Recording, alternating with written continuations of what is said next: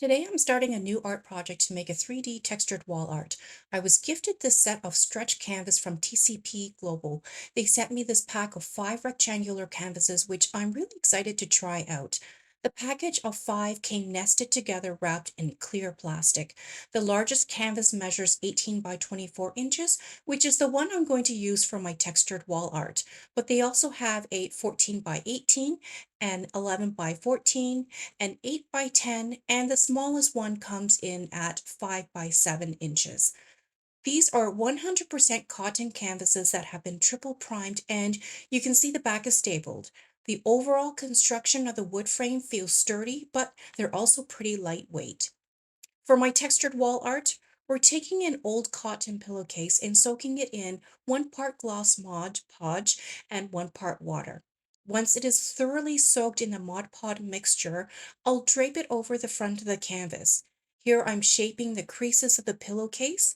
I'm being intentionally unintentional about the creases to make it look as natural as possible. Once I have the drape exactly the way I want, I'll leave the whole thing to harden and dry overnight. It's the next day and the Mod Podge has dried, but it has not hardened enough, so I'm going to go back in with a paintbrush to brush on more Mod Podge. This time I'm not mixing any water into the Mod Podge to encourage the hardening of the pillowcase. You can see how pliable the pillowcase is still, as I can use my paintbrush to move the creases. I'm getting into all the nooks and crannies to make sure there's Mod Podge applied to the entire pillowcase. Once that's done, we'll need to wait overnight again for the whole thing to dry. We're back with our canvas that we have draped a cotton pillowcase over with Mod Podge, and now we're going to go back in with a small foam brush gifted by TCP Global, and we're going to paint the entire canvas a bright white. I like these foam brushes because of the wooden handle, which is easy and comfortable to grip, unlike other foam brushes with a plastic handle. Also, the foam on these brushes is firm enough that I can use the tips to get into the crevices where it is normally hard to paint.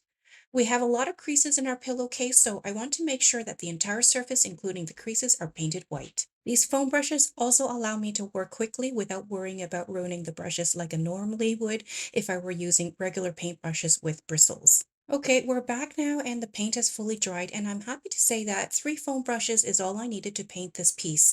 And not only that, but the foam brushes didn't disintegrate and fall apart like some other brands I have used. The last step is to go back in with more gloss Mod Podge so we can sprinkle both white and silver glitter over portions of the fabric and canvas.